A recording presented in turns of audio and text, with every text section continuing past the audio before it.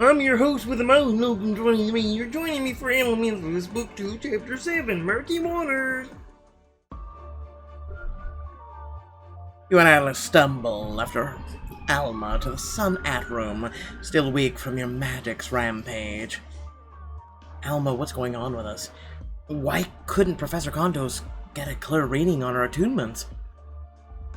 And why were our powers so out of control that we nearly destroyed the school?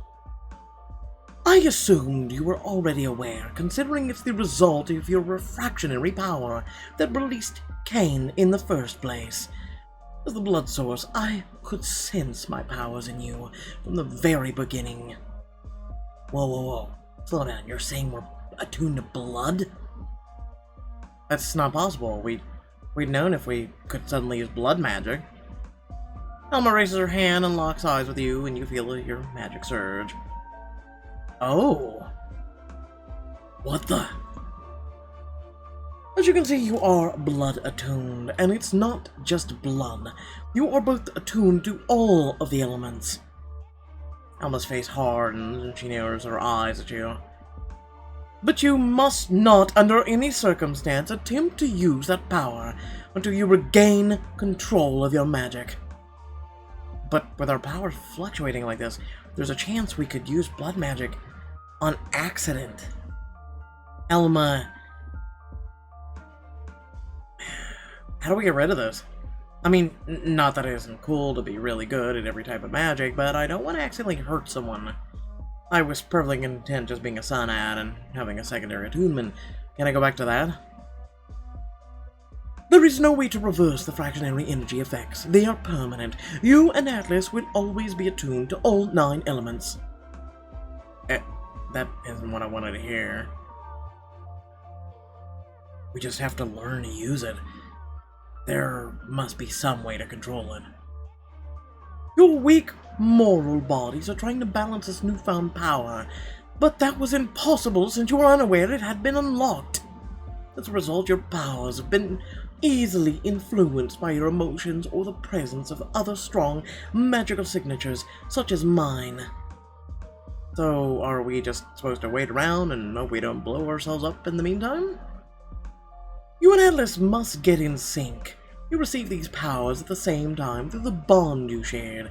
Your control is inherently tied to each other. This is ridiculous. This cannot wait until our first scheduled lesson. You have a lot to learn in very little meantime, and blood magic takes practice. Wait, didn't you just say that we weren't allowed to use blood magic until we had our powers under control? This is one exception. As long as I am here, I will be able to steer your powers and keep them stable. Learning osmosis will allow you to control Cain's abilities to steal the breath from your lungs, allowing you to fight him on more fair terms. Okay. Osmosis, isn't that a biology thing? Well, yes. It's the same concept. Here you will need to feel the oxygen in the air and pull it into you through the pores of your body. Let's see how you do. Alma raises her hand to you and you feel your body seize up, unable to breathe. You try to gasp in breath, but nothing comes. Your head swims as your lungs begin to burn. Pulling air through my skin. I just have to feel the oxygen around me and pull it in through my pores. Close your eyes and extend your magic around you. You can feel air surrounding you, and you channel it into your skin. Suddenly, you no longer feel like you're choking, and you grin. I did it. Cain's got nothing on me. We do not have time for celebration, but I suppose that was an impressive feat for a mortal like you. Spend the next half an hour practicing osmosis until both you and Alice have a handle on it. As you catch your breath, you turn to Alma. Alma, do you think we could take a break? Getting my breath sucked out of me is pretty rough. No breaks! Your magic is highly volatile right now, and the sooner we can control it, the better. Oh, come on. When are you in a life or death situation? You don't get to take breaks. It's not like we're in a life or death situation right now. Maybe we could just learn something easier instead, something that doesn't feel like getting killed. What about the illusion spell Kane used to make us parade? The animals were incredibly realistic. I'm sure that spell could come in handy. Absolutely not. Illusionary magic is extremely advanced and not something that should be attempted while your magic is out of control. But if it could help, but... Now, if you two are quite through, I want to move on using osmosis to channel oxygen into another person's blood, rather than your own. You have to work together to master this, as it requires you to understand the core of a person, and what defines them, what they care about. You will be manipulating the blood in their body, their life force. To do this, you must feel as though their body is yours. Well, it shouldn't be too hard, since Atlas and I are twins. We've totally got this. This isn't one of your simple little lab experiences with exercises with Professor Condos. This is blood magic. You can't be daydreaming about meeting our mom. Are you still upset about wanting to know more about our mom? Atlas scowls and doesn't answer you. Let us begin. Alma raises her hand again and your breath seizes up. Once more, Atlas clutches his throat beside you.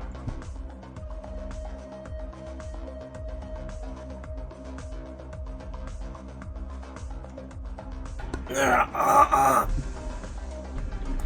just have to think about Atlas's core of the bond we share. You extend your magic towards Atlas, thinking of all the good memories you share with him. You feel Atlas's magic surround you, but then it flickers and fades. Your own magic fizzling out as a result. You both drop to your knees in exhaustion, and Alma ends the spell. What happened? We were almost there. I don't know. Maybe this is impossible for us. When were you so narcissistically cynical? You scowl and your magic roils inside of you, flaring out. Well, maybe if you'd stop being so negative. Stop acting like children! Alma raises her hand at Atlas, and he drops to his knees, his mouth gaping. What are you doing? There are lives at stake. Cain nearly suffocated your teachers. Will you overcome your differences, or will you let Atlas die, Ezekiel? Atlas looks at you desperately, his hands scrabbling in his throat as he struggles for air. His eyes start to fill with tears as he weakens and starts to pass out. Master your osmosis to protect Atlas and your friends in the battles to come.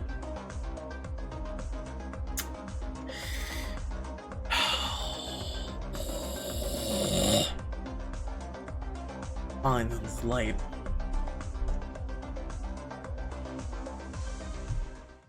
Atlas.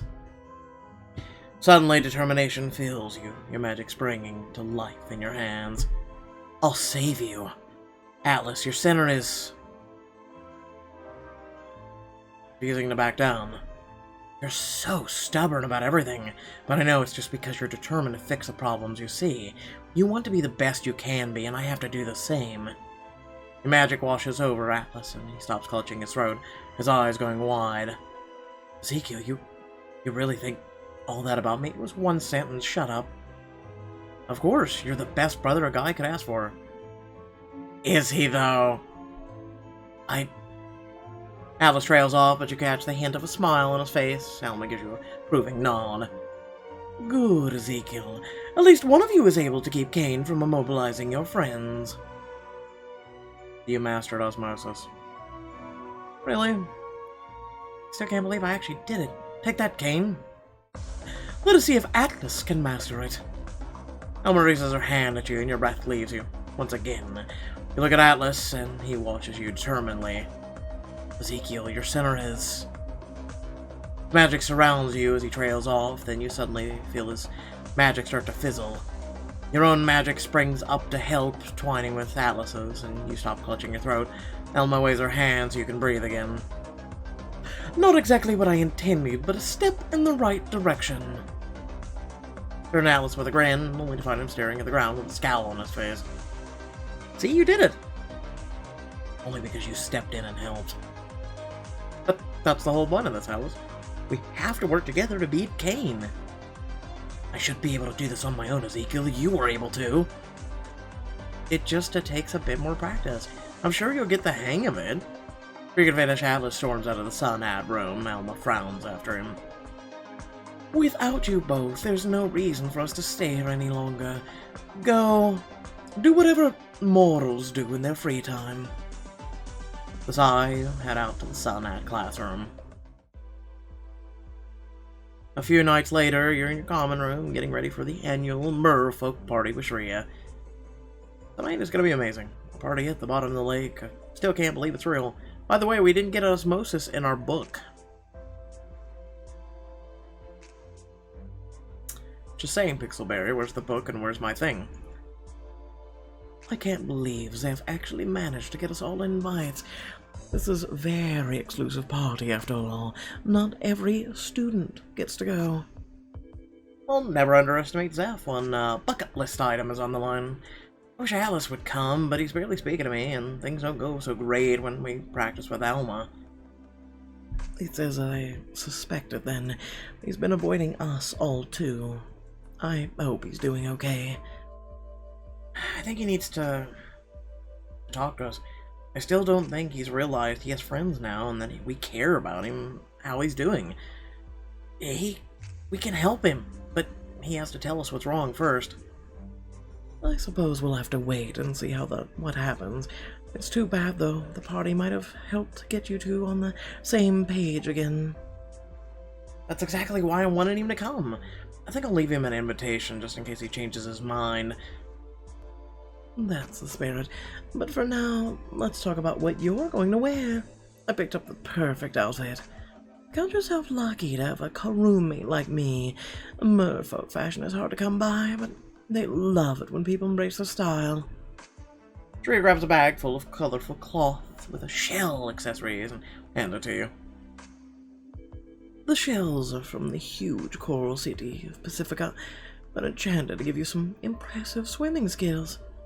And this outfit is sure to catch the eye of that someone special. You mean you? Your eye, perhaps? Why don't you wear it to find out?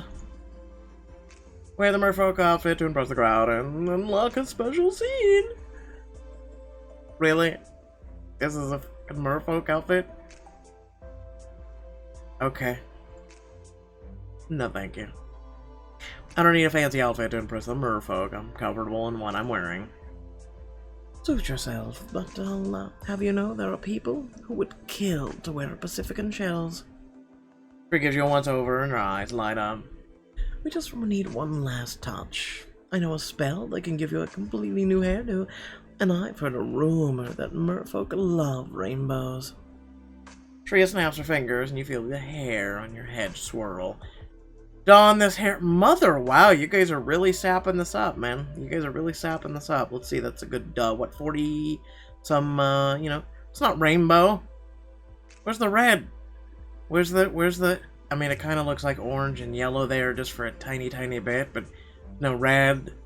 There's like 12 different other colors I can think of that are missing.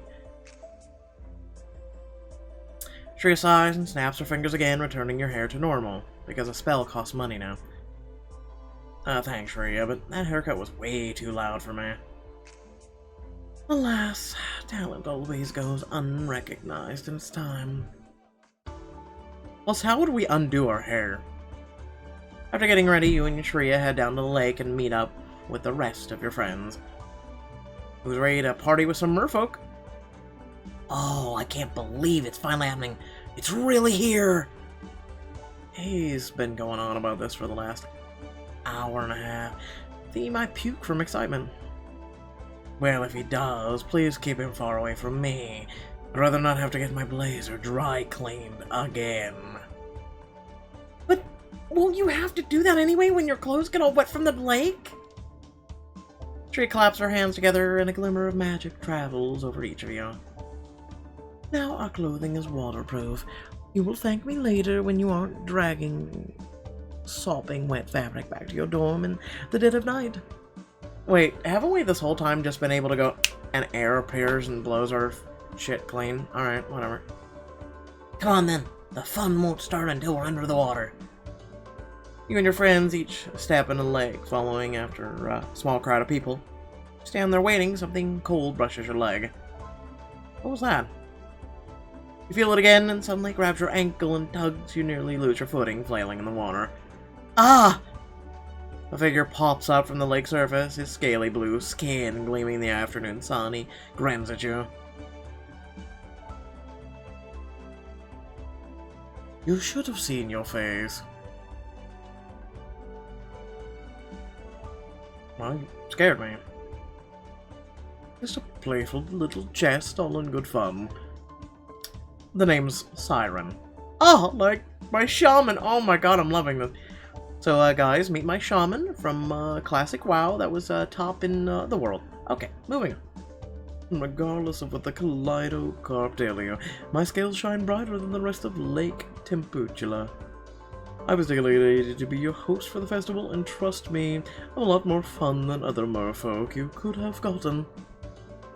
Go introduce yourself. Siren turns to you with a grin and playfully splashes you with his tail. Just give me a moment to help you breathe underwater, and I can show you around. It'd be a shame if you drowned. Yeah, I really don't want to take a trip to the medical ward today. Don't worry your incapable hands. I've only messed up this spell occasionally, and no one's died. Yet. He winks at you as he begins to croon a soft medley. Your eyes unfocus momentarily as you're lost in his voice, and a bright blue magic cascades over you and your friends. Follow me. The wonders of the lake await, if you're brave enough for them.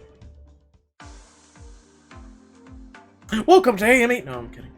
Follow Siren beneath the water, where a beautiful city comes into view. Its rooftops gleam in the crystal blue water, and large bubbles float nearby, glowing a variety of colors. You know what I kind of miss? The freshman songs. We haven't heard those in a while. Whoa. Welcome to Lake Temputula. Now, come on, the party awaits. With a flick of his tail, Siren propels himself through the water, and you and your friends follow after.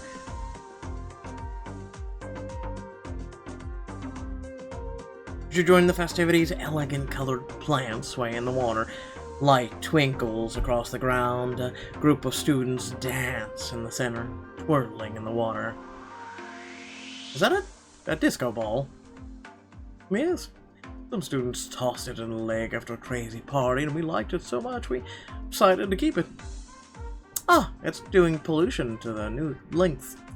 Breaking away from the dance floor, Ward swims over to you with a grin. Ezekiel, you made it, and you brought Griffin and Zeph too! Well, there was no way we were missing a party like this. Enough talking, you two. I can't wait a second longer. I want to show off my moves on the dance floor. Zeph swims beneath the disco ball, and the rest of your friends follow. Aren't you coming? Oh, all those merfolk are fun. I see them every day, and it'd be a shame if I didn't get to dance with you. Wait until you see my white guy moves. On the dance floor, Zeph does a flip and then dives through the water. Griffin and Shreya following his lead. Aster sways gently to the music, with Beckett attempting to copy her movements. Siren dances in the center, swishing his tail and spinning. I should sway with the water, do a spinning dive, dance with Siren, and why not, you know? You said you wanted to dance together, right? I'd love nothing more. Press your legs together to mimic Siren's tail and swish your feet back and forth. He takes your hand and spins you around. You've got the tail twist down almost perfectly. Let's try a bubble burst. Siren beats his tail and shoots up in the water, leaving behind a trail of bubbles. You follow suit, bubbles bursting around your legs. Keeping up with you is a breeze. I'm starting to see that. Siren pulls you closer and gives you a dramatic dip as the dance ends. You follow your friends off the dance floor, where Siren turns to you with a grin. Would you like to explore Temputula City? I want to make sure you get all the true merfolk experience. Are we allowed to do that? I thought you were more secretive about your city. As long as you don't tell any of the host, I could get in serious trouble. Unless you're scared. Scared is my middle name. But there's no way we'd miss out on such a once-in-a-lifetime experience. Siren gives you all a wink as he leads you back towards the city. see party lights fading away. As you approach the edge of the city, you notice that you can see water turning around the rooftops, pouring down the middle like a waterfall. I can't believe I'm actually going to set foot in Merfolk City. Somebody better keep an eye on Beckon. I think he might faint from excitement. Oh no! I'll make sure he doesn't accidentally float to the bottom of the lake! Anyone care for a spin up top? There's nothing quite like letting the water carry you wherever it wants. Well, these look like a lot, or some of the slides at a water park. Some days I think the attuneless get all the fun stuff. You follow Siren up to the rooftops of the buildings, water spiraling within the basins before dropping down the center. Me first! Me first! Without another word, Zeph dives into the water, instantly getting swirled around. He lets out a whoop as he drops right through this hole in the center. Woohoo! You're up, Ezekiel. Show us what you've got. If Zeph can do it, so can I. You dive into the water, instantly getting caught in the current. You go spinning along the roof, laughing. This is amazing! As you spin the water, you feel your magic calling out to you. I should seal up the hole and kill all the fun. Make a ramp. Suck in, my friends. Why don't you all come join me? You jam your magic into the current, raising it up so it pulls your friends into the water. You bump into Shri as she goes twirling past you, and you spot Beckett sputtering as he gets sucked in. Not quite the spa treatment I was hoping for, but it'll do. We're still studying the water's properties. I wasn't ready to join in. Drop through the hole in the center of the roof and land in the middle of a columned building still twirling in place. Already moved down here, and it's where all the cool kids are hanging out. As your friends regroup, Shria approaches you, her eyes glinting playfully. Have I mentioned how on fire you are tonight? I can hardly stand to look away from you. Well, then don't. I prefer having your eyes on me. Later that night, you take a seat next to Siren in the gazebo as he lounges on a stone bench. I can't believe this place has been hiding underwater this whole time. It's wonderful. It's certainly pretty, but in my opinion, it's nothing on Atlantis. Hang on, did you say Atlantis? As in the sunken city? The one and only. Ezekiel, you stepped under the relinco with me. You know what that means. No? He looks up and chuckles, giving us a sidelong glance. You follow his gaze and notice an orange plant hanging above the archway. Not really. It means that now we are honor-bound to fight to the death by any means necessary, starting right now. Come on, Siren, I'm not that gullible. I haven't seen a single fight all night, and people have been in and out on the gazebo. Too bad. I'd find fighting much more exciting than the old tradition of sharing a kiss. Not that most people care about it. Except for young couples using it as an excuse to make out in public. All my sister seems to care about. Maybe I'll get to meet them next year. So, Bob, what exactly is a relinco? It's a very rare plant of ours that only blooms for about a week once per year. There's a rumor that if you eat some while it's blooming, it'll bring you love in the next year. Does that actually work? I don't think so. I think the elders just use an excuse to get us kids to settle down. Besides, it tastes disgusting. My parents once forced me to eat relinco soup for a month. They kept claiming it'd make my hair shiny. Have you seen your hair? But I know what they really intended. My parents did the same thing with broccoli when I was a kid. Except if I didn't finish it, they'd take away my dessert privileges. What cruelty! At least I always had bubble cream to wash away the horrendous taste. Bubble cream! Later that night, you and your friends swim playfully through a bed of lakeweeds that rise high above you, easily losing sight of each other in the thick canopy. You swim through a thick cluster of lakeweed and swim straight to Shria, who is wrapped up in a thick tendril of the plant. That's a good look on you, Shreya. Everything is a good look on me, but I don't believe lakeweed is a style I'm particularly fond of. I should kiss her. You brush your lips to Shreya's, threading your fingers through her hair. Oh, the tables have turned. But now, don't get too confident. I have always had a few tricks up my sleeve. You catch her in another kiss, and she nips at your lower lip playfully. You chuckle and begin to help untangle her from the weeds. When you and Shreya are finally free of the lakeweed, she turns to you with a smirk. I was actually on my way to look for you. There's a cute, secluded cove not too far from here. The merfolk say it's nothing we've ever seen. Well, we could go explore. Maybe have a bit of fun while we're at it. Oh, I think I catch your meaning. We gonna play with Legos? No, I'm kidding, damn it. Tree gives you a wink and you glance through the weeds, spotting each of your friends.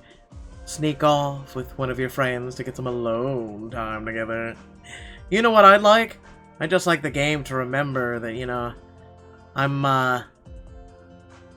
you know, who I'm with. So it just gives me one option instead of, you know, multiple. I'll sneak off with no one. But myself later. I'm perfectly happy right here. Spend the rest of the evening swimming among the lakeweeds with your friends. After the party has ended, you return to your dorm. That party was brilliant, but my thighs are killing me. If the merfolk had legs, their glutes would be godlike, I'm telling you. Now tell me about it. I can't wait to crawl into bed. Shreya spins the dial on her door and steps into her room. As you reach for the dial, you're interrupted by a loud banging on the common door. You open it, and Alice storms into the room with a scowl.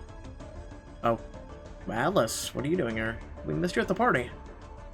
I was busy working on tracking down Gemma, but you clearly have better things to do, like goofing off at merfolk parties. That was just tonight. You don't have to explain. When you kept asking Elma about her mother, it was obvious that all you cared about was her. Not Gemma, not working on controlling our powers, not anything else. Are you seriously mad at me for being curious about her mom? So what if I am? She's not worth our time. Alice? Yes, she is. She's our mom, Alice. She gave up everything to make sure we were safe. Oh, she abandoned us and you're too busy obsessing over her to realize she's never coming back. Alice steps closer to you, eyes blazing, anger wells up in your chest. We have people to save, Ezekiel. Everything else has to take a backseat. That's Alice's magic spike as his anger grows. His rage slams into you and you give in to it, embracing the resentment that boils inside of you. I have no resentment. Shut up. Stop it. So it's only that you care about, huh? Because I'm focused on the mission. Who cares about the mission? Just shut up. Your previous choices caused you to give into your anger. Screw you! You lash out with venom. A bright red tendril of magic bursts from your hand and slashes deep into Alice's side. Ah! Alice drops to his knees, clutching the wound. Blood leaks between his fingers. Anger fades and the horror dawns on you. Alice, no, I didn't mean... Alice meets your gaze weakly and lets out another groan. What did you do? His eyes slip shut as he collapses, blood still pouring from his side. Atlas! I don't know what I did. I had no control over it. Why are you looking at me like that while you die? Someone go get help, please. Anyway. Without further ado, I hope you all did enjoy the video. Please, make sure to like, share, and subscribe. Locum loves subscribers. Did you know it's a free button that you get to press, and then you'll be notified? At least for some videos. YouTube has deemed it so that even if you subscribe, you will not be notified of most things, and one day my notifications may slip entirely away from you. So what you should do is hit the little bell that's next to the subscribe button so you will receive some notifications when my content goes up on the channel. It's greatly appreciated. So is the fact that you tune in You are an incredible community, and I want you all to know that. So without further ado, thank you very much. And I'll see you later. Maybe in a stream. Bye!